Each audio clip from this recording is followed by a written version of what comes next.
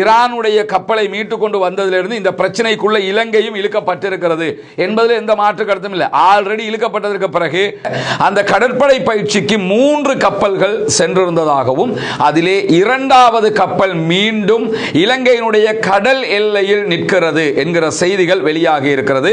அதற்கு முன்பதாக நேற்றைய தினம் தாக்குதலுக்குள்ளான கப்பல் தொடர்பான தன்னுடைய கருத்துக்களை வெளியிட்டிருக்கக்கூடிய ஈரானுடைய ஃபாரின் மினிஸ்டர் அப்பாஸ் அராக்சி அவர்கள் ஈரானுடைய கப்பலை மூழ்கடித்ததற்காக அமெரிக்கா கசப்போடு வருந்தும் என்கிற ஒரு எச்சரிக்கையை விடுத்திருக்கிறார். இன்றைக்கு அல் ஜசீரா வெளியிட்டிருக்கக்கூடிய செய்தியில ஒரு முக்கியமான அம்சத்தை சுட்டிக்காட்டுகிறார்கள். அல் ஜசீராவினுடைய இங்கிலீஷ் பதிப்பு இது தொடர்பான ஒரு முக்கியமான செய்தியை வெளியிட்டிருக்கிறது.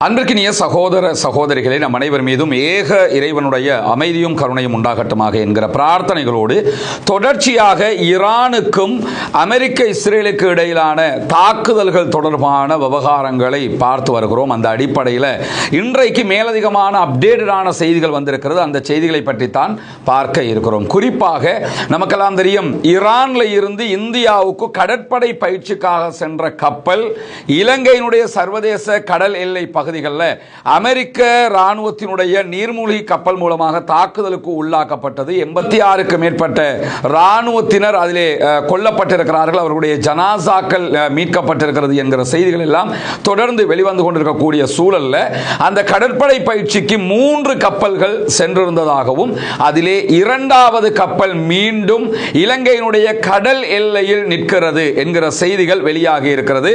அதற்கு முன்பதாக நேற்றைய தினம் தாக்குதலுக்கு கப்பல் தொடர்பான தன்னுடைய கருத்துக்களை வெளியிட்டிருக்கக்கூடிய ஈரானுடைய ஃபாரின் மினிஸ்டர் அப்பாஸ் அராக்சி அவர்கள் ஈரானுடைய கப்பலை மூழ்கடித்ததற்காக அமெரிக்கா கசப்போடு வருந்தும் என்கிற ஒரு எச்சரிக்கையை விடுத்திருக்கிறார். கண்டிப்பாக இதற்கு நாங்கள் பதிலளிக்காமல் இருக்க மாட்டோம், பதிலடி கொடுக்காமல் இருக்க மாட்டோம். எனவே இதற்கு கசப்பான வருத்தத்தை அவர்கள் அனுபவிப்பார்கள் என்று சொல்லியிருக்கக்கூடிய அப்பாஸ் அராக்சி அவர்கள் இலங்கை அரசோடு பேசி இருப்பதாகவும் குறித்த ஜனாசாக்களையும் ஈரானுடைய சோல்ஜர்ஸையும் மீண்டும் ஈரானே பெற்றுக்கொள்ளும், அவர்களை அங்கு அனுப்பி வைக்க வேண்டும் என்கிற கோரிக்கை விடுக்கப்பட்டிருப்பதாகவும் தகவல்கள் வெளியாகி இருக்கக்கூடிய சூழல்ல தான் 2வது கப்பலும் சர்வதேச நீர்ப்பரப்பிலே இலங்கைக்கு அருகாமையிலே இயந்திர கோளாறு ஏற்பட்டிருக்கக்கூடிய நிலையில உடனடியாக உதவி கேட்டு கோரிக்கை விடுத்திருப்பதான செய்திகள் வெளிவந்திருக்கிறது. இயந்திர கோளாறு என்பது யதார்த்தமாக ஏற்பட்ட ஒன்றா அல்லது திட்டமிட்டு தாக்குதல் நடத்தப்பட்டதினால் அந்த கப்பலிலும் இயந்திர கோளாறு ஏற்பட்டிருக்கிறதா என்கிற கேள்விகள் எழுந்து வருகிறது. ஏன்னா இந்த கப்பல்கள் 3மே இந்தியாவுக்கு பயிற்சிக்காக போனவைகள். மீண்டும் ரிட்டர்ன் போகிற நேரத்தில் தான் தாக்குதலுக்குள்ளாகி இருக்கிறது. பயிற்சி முடிச்சுட்டு ரிட்டர்ன் போறாங்க என்கிற தகவல்கள் அமெரிக்காவுக்கு வழங்கியது யார்? இந்திய பெருங்கடல் எல்லைகளிலே இந்த தாக்குதல் நடத்தப்படுகிறது. எனவே இந்தியாவுக்கு தெரியாமல் இந்த தாக்குதல்கள் நடத்தப்பட்டிருக்காது என்பதோடு இந்தியாவுடைய அனுமதி இல்லாமல் இந்த தாக்குதலுக்கான அந்த பகுதியை அவர்கள் தேர்ந்தெடுத்திருக்கவும் முடியாது. ஏற்கனவே நம்ம நேற்று இரவு வீடியோவில் சொன்ன மாதிரி இந்தியாவுடைய கடற்பரப்பு, இந்தியாவினுடைய போர்ட்டுகள் எல்லாம் நாங்கள் அனுமதி பெற்றிருக்கிறோம் இந்த யுத்தத்தில் அதை பயன்படுத்துவதற்கு என்கிற செய்திகளையும் அமெரிக்கா வெளியிட்டிருந்தது. அந்த அடிப்படையில் இந்தியாவை பயன்படுத்தி தான் இந்த தாக்குதல்கள் தெளிவாக ஈரானுடைய கப்பல்கள் மீது நடத்தப்பட்டிருக்கக்கூடிய சூழல்ல நேற்று முதல் இலங்கையினுடைய கடல் எல்லைக்கு அருகிலே இருக்கக்கூடிய 2வது யுத்த கப்பல்ல இருக்கக்கூடிய அங்க சோல்ஜர்ஸ் உதவி கேட்டுக் கொண்டிருக்கிறார்கள் இயந்திர கோளாறு காரணமாக. ஆனால் அது தொடர்பான எந்த விதமான உதவிகளும் இன்னும் இலங்கையினால் வழங்கப்படவில்லை. ஆரம்பத்தில் முதல் கப்பலில் இருந்தவங்களை மீட்டுக்கிட்டு வந்தாங்க, அதுல இருந்து ஜனாசாக்களை கொண்டு வந்திருக்கிறாங்க. காலி கராப்பிட்டிய மருத்துவமனையில் பாதிக்கப்பட்டவர்கள் தற்போது மருத்துவ சிகிச்சை வழங்கப்பட்டுக் கொண்டிருக்கக்கூடிய சூழல்ல இன்றைக்கு அல் ஜசீரா வெளியிட்டிருக்கக்கூடிய செய்தியில ஒரு முக்கியமான அம்சத்தை சுட்டிக்காட்டுகிறார்கள். அல் ஜசீராவினுடைய இங்கிலீஷ் பதிப்பு இது தொடர்பான ஒரு முக்கியமான செய்தியை வெளியிட்டிருக்கிறது. அல் ஜசீராவினுடைய இலங்கைக்கான கரஸ்பாண்டன்ட் பெர்னாண்டஸ் தான் இந்த செய்தியை தொகுத்திருக்கிறார்கள். அவங்க வெளியிட்டிருக்கக்கூடிய, அதாவது இலங்கையில் இருக்கக்கூடிய அல் ஜசீராவினுடைய பத்திரிகையாளர் தான் இந்த தகவலை கொடுத்திருக்கிறார். அவர் சொல்லியிருக்கக்கூடிய செய்தியை பொறுத்தவரையில் 2வது இரண்டாவது கப்பல் தொடர்பான அனைத்து உண்மைகளையும் அரசாங்கம் அறிந்திருப்பதாக இலங்கையினுடைய அரசு தெரிவித்திருக்கிற அதே நேரம் இந்த பிரச்சனையை தீர்ப்பதற்கும் உயிரிழப்பை குறைப்பதற்கும் பிராந்தியத்தினுடைய அமைதியை பாதுகாப்பதற்கும் தலையிட்டு வருவதாகவும் இலங்கையினுடைய ஊடக அமைச்சர் நாடாளுமன்றத்தில் தெரிவித்திருக்கிறார் என்கிற செய்திகளை இன்றைக்கு அல் ஜசீரா சொல்லி இருக்கிறது. குறிப்பாக அல் ஜசீராவினுடைய இலங்கைக்கான கரஸ்பாண்டன்ட் பெர்னாண்டஸ் தான் இந்த தகவல்களை இந்த நியூஸ்ல நீங்க போய் பார்த்தீங்கன்னா ரிப்போர்ட்டிங் ஃப்ரம் கொலம்போ ஸ்ரீலங்கா என்று தான் இருக்கும். ஸ்ரீலங்காவில் இருந்து தான் இந்த தகவல் அல் ஜசீராவுக்கு கொடுக்கப்பட்டும் இருக்கிறது. எனவே கப்பல் இயந்திர கோளாறோடு தத்தளிக்கிறது என்பது இலங்கை அரசுக்கு தெரியும். தெரிந்திருந்தாலும் இன்னும் நாங்கள் அது சம்பந்தமாக பேசிக்கிட்டு இருக்கிறோம் என்று சொல்றாங்களே தவிர அவர்களை மீட்பதற்கான எந்த நடவடிக்கையும் இலங்கை அரசு செய்யவில்லை. அதற்கு அவங்க என்ன காரணம் சொன்னாலும் இதுவரைக்கும் அந்த காரணத்தை பொறுத்தவரையில் இதற்குரிய பதிலை நேற்றே அமைச்சர் விஜிதஹேரத் சொல்லி இருந்தது நம்ம யோசிச்சுக்கிறோம். என்னன்னா அமைச்சர் விஜிதஹேரத் என்ன சொல்லிட்டாருன்னா, நாங்கள் மனிதாபிமான அடிப்படையில் சர்வதேச கடல் சார் சட்டங்கள் அடிப்படையில் சர்வதேச கடல் பரப்பில் யாராவது உதவி கேட்டால் நாங்கள் அந்த உதவியை பண்ணணுங்கிறது எல்லா நாடுகளும் செய்ய வேண்டிய ஒரு வேலை. அந்த வேலையை தான் நாங்களும் பண்ணியிருக்கிறோம் சொன்னாங்க. அதே வேலையை இந்த கப்பலுக்கும் அவங்க செஞ்சிருக்கணும். ஆனால் இதுவரைக்கும் செய்யவில்லை என்பதுதான் வெளிவந்திருக்கக்கூடிய தகவலாக இருக்கிற அதே நேரத்தில் இலங்கையினுடைய அரசாங்கத்தை பற்றி இன்றைக்கு அல் ஜசீரா இந்த தகவலை சொல்லும் போது என்ன சொல்றாங்கன்னா, இலங்கையினுடைய அரசாங்கம் முட்டை மேல நடக்கக்கூடிய ஒரு ஆபத்தான சூழலுக்கு தள்ளப்பட்டிருக்கிறது. இதையும் நம்ம புரிஞ்சுக்கிறோம். என்னன்னா, தற்போது உள்ள வருகிற ஈரானுடைய கப்பல்களை எடுத்தால் அமெரிக்கா இலங்கைக்கு பிரஷர் பண்ணுவாங்க. அப்படி ஒரு நிலை ஏற்பட்டால் இலங்கை என்ன செய்வது என்கிற கேள்விகள் இருக்கிறது. ஏன்னா நாங்க அட்டாக் பண்ணவன நீ எப்படி காப்பாத்துவ நான் என்று சொல்லி கேட்டால் அமெரிக்காவை எதிர்த்து இலங்கையால் நிற்க முடியுமா, இல்லை நாங்கள் அப்படிதான் பண்ணுவோம் என்று சொல்ல முடியுமா என்கிற கேள்விகள் நமக்குள்ளேயே இருக்கிறதா இல்லையா? அதை சுட்டிக்காட்டக்கூடிய அல் ஜசீரா என்ன சொல்லுதுன்னு கேட்டா, இலங்கையினுடைய அரசாங்கம் முட்டையோட்டில் நடக்க வேண்டிய ஒரு நிர்பந்தமான ஒரு நிலை இருக்கிறது. ஏன்னா நடந்து வரக்கூடிய யுத்தத்தை பொறுத்தவரையில் எந்த பக்கத்தையுமே இலங்கை அரசு எடுக்காவிட்டாலும் நாங்கள் அமெரிக்கா இஸ்ரேல் பக்கமும் இல்லை, நாங்கள் ஈரான் பக்கமும் இல்லை, நாங்கள் நடுநிலையாக இருக்கிறோம். இப்படி ஒரு நிலையை இலங்கை எடுத்தாலும் நடவடிக்கையினுடைய சென்ட்ரல்ல இருந்து ரொம்ப தொலைவில் இலங்கை இருந்தால் இந்த பிரச்சனைகள் நாங்கள் கொஞ்சம் ஒதுங்கியே நிற்கிறோம் என்று இலங்கை இருந்தாலும் இதில் இருந்து இலங்கையால் ஓரமாக நிற்க முடியாது என்று சொல்லக்கூடிய அல் ஜசீரா மேலதிகமாக என்ன சொல்றாங்கன்னு கேட்டா, நாடு கிட்டத்தட்ட இந்த மோதலுக்குள் இழுக்கப்பட்டு விட்டது என்கிற செய்தியையும் அதே ஆர்டிக்கல்ல சொல்லி இருக்கக்கூடியதை நம்ம பார்க்க முடியும். எனவே இலங்கை ஆல்ரெடி ஈரானுடைய கப்பலை மீட்டு கொண்டு வந்ததிலிருந்து இந்த பிரச்சனைக்குள்ள இலங்கையும் இழுக்கப்பட்டிருக்கிறது என்பதில் எந்த மாற்று கருத்தும் இல்லை. ஆல்ரெடி இழுக்கப்பட்டதற்கு பிறகு வந்திருக்கக்கூடியவங்க இயந்திர கோளாறு உயிருக்கு போராடி கொண்டிருக்கும் போது அதை பற்றிய தகவல் எங்களுக்கு தெரிகிறது. ஆனாலும் இதுவரைக்கும் நாங்கள் உதவவில்லை என்கிற ஒரு நிலையில தான் இலங்கை அரசு இருக்கிறது என்று சொன்னால், இலங்கை அரசுக்கு அழுத்தம் கொடுக்கப்படுகிறதா? அந்த அழுத்தத்தை அமெரிக்கா கொடுக்கிறதா, இஸ்ரேல் கொடுக்கிறதா, அல்லது இந்தியா கொடுக்கிறதா? யார் அந்த அழுத்தத்தை கொடுக்கிறார்கள்? நீங்க யாரும் அவங்களை காப்பாற்றக்கூடாதுன்னு சொன்னா, இவ்வளவு காலமாக நமக்கு உதவி இருக்கிறானே ஈரான்காரன், அதுக்கு நம்ம என்ன கைமாறு செய்ய போறோம்? யுத்த காலத்திலிருந்து நமக்கு பெட்ரோல் தர்றான், நமக்கு மானியம் தந்திருக்கிறான், நம்மளோட எல்லா கட்டத்திலும் இருந்திருக்கிறாங்க. அது இல்லாம இங்க உமாவோயான்னு பெரிய ஒரு நமக்குரிய நீர்வரத்துக்கான ஒரு பெரிய திட்டத்தை அவங்க பண்ணிக்கிட்டு இருக்கிறாங்க. இதுக்கெல்லாம் நமக்கு உதவி பண்ணியிருக்கிறாங்க.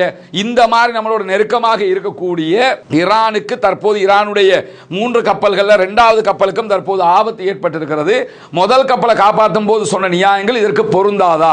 இலங்கை அரசு என்ன செய்ய போகிறது என்கிற கேள்விகள் தான் தற்போது நம் முன்னால் இருக்கக்கூடிய நிலையில இன்றைக்கு வெளியாகி இருக்கக்கூடிய மேலதிகமான செய்திகளை பார்த்தீங்கன்னு சொன்னா, அந்த செய்திகள்ல குறிப்பாக ஈரான் இன்னும் பல நகரங்களில் தாக்குதல்களை நடத்தி கொண்டிருக்கிறது.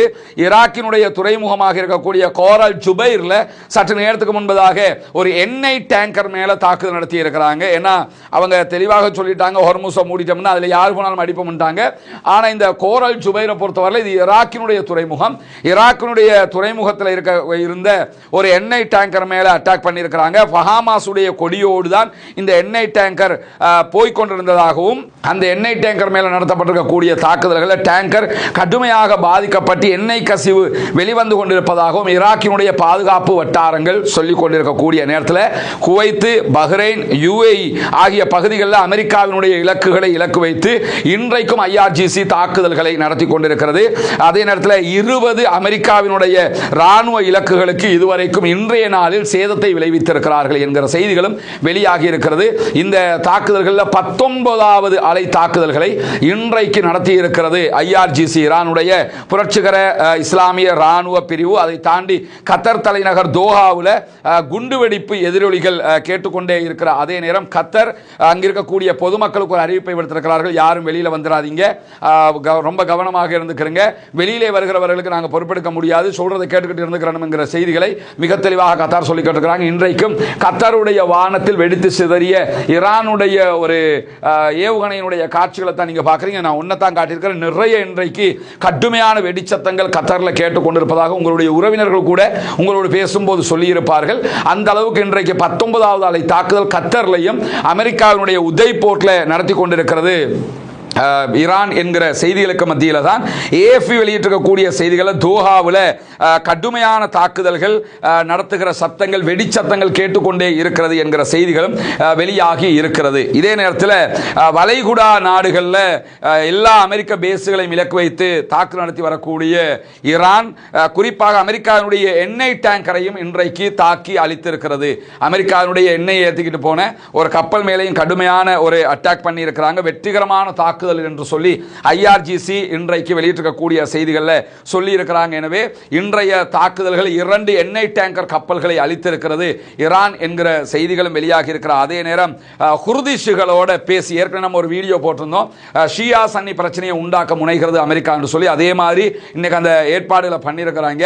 ஈராக்கினுடைய குர்திஷுகள் என்ன பண்ணியிருக்கிறாங்கன்னு கேட்டா தரைவழி தாக்குதலுக்கு தயாராகி ஈரானுக்குள்ள நுழைவதற்கு முற்பட்ட நேரம் குர்திஷுகளை இலக்கு வைத்து இன்றைக்கு தெஹ்ரான் கடுமையான தாக்குதல்களை நடத்தி இருக்கிறது. ஈரானுடைய எல்லைக்குள்ள குர்துகள் யாருமே நுழைய முடியாம போயிடுச்சு. ஏன்னா அவர்கள் நுழைவதற்கு முற்பட்ட நேரத்திலேயே கடும் தாக்குதலை இன்றைக்கு நடத்தி இருக்கிறார்கள். ஆயிரக்கணக்கான ஆயுதம் ஏந்திய குர்துகள் மேலே இன்றைக்கு ஈராக்கில் ஈரான் தாக்குதல்களை நடத்தி இருப்பதாக தஸ்னீம் நியூஸ் ஏஜென்சியும் மெஹர் நியூஸ் ஏஜென்சியும் தகவல் சொல்லி இருக்கிற அதே நேரம் அமெரிக்க இஸ்ரேலிய ஆதரவோடு நாட்டுக்குள் நுழைவதற்கு இவர்கள் திட்டமிட்டிருந்தார்கள். இந்த பயங்கரவாத குழுக்களுடைய தலைமையகத்தை தாக்கி அழித்திருக்கிறோம். அதே போன்று அவர்களுடைய வெடிமருந்து கிடங்குகளையும் குடோன்களையும் தாக்கி அழித்திருக்கிறோம் என்கிற செய்திகளையும் இன்றைக்கு ஐஆர்ஜிசி வெளியிட்டிருக்கிற அதே நேரத்தில் குர்துகளுடைய தலைவர்களில் ஒருவராக இருக்கக்கூடிய நச்சிர்வான் பர்சானி இவர் வெளியிட்டிருக்கக்கூடிய அறிவிப்பில் என்ன சொல்றாருன்னு கேட்டா, இந்த யுத்தத்தில் ஒரு சாராராக இருப்பதற்கு நாங்கள் விரும்பவில்லை, நாங்கள் அமைதியாக எங்க வேலையை பார்த்துக்கிட்டு போறோம், நாங்க இதுக்குள்ள வரல, எங்களுடைய மக்களுக்கான பாதுகாப்பு எங்களுக்கு வேண்டி இருக்கிறது, எனவே நாங்கள் எந்த ஒரு சண்டையிலையும் ஈரானோடு ஈடுபடுவதற்கு தயாராக இல்லை என்று சொல்லியிருக்கிறார். நாங்கள் 2 தலைவர்கள் இருக்கிறாங்க, அதுல இவர் ஈடுபட மாட்டேன்ட்டாரு, மற்றவர் அந்த தாக்குதல்களில் ஈடுபடுவதற்கான ஏற்பாடுகளை செய்து வருகிறார். அவருடைய குழுக்கள் தான் தற்போது ஈரான் மேலே இந்த தாக்குதல்களை நடத்துவதற்கு ஆரம்பித்திருக்கிறார்கள். அவர்கள் மேலதான் ஈரானும் பதிலடி தாக்குதல்களை நடத்தி இருக்கிறது. எனவே ஈரான் சற்று நேரத்துக்குள்ள நடத்தி இருக்கக்கூடிய படுபயங்கரமான தாக்குதல்களை பற்றிய செய்திகளை தான் உங்களுக்கு நம்ம சொல்லியிருக்கிறோம்.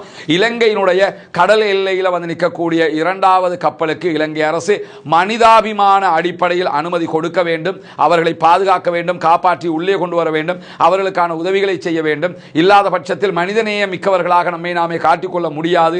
நமக்கு பன்னெடுங்காலமாக உதவியவர்கள் அவர்கள். எனவே பொறுப்பு வாய்ந்தவர்கள் அரசாங்கத்தில் இருக்கக்கூடிய முஸ்லிம் எம்பிக்கள், முஸ்லிம் அல்லாத எம்பிக்கள் யாராக இருந்தாலும் நமக்கு அவர்கள் செய்த உதவியை மனதில் கொண்டு ஒரு நாட்டை சேர்ந்தவர்கள், அவங்க யுத்தத்தில் பங்கேற்ற ஒரு ராணுவம் கூட கிடையாது, அவங்க பயிற்சிக்காக போயிட்டு வந்த ராணுவம் போய் ரிட்டர்ன் போகிற நேரத்தில் தான் இந்த தாக்குதல் அமெரிக்கா நடத்தி கொண்டிருக்கிறது.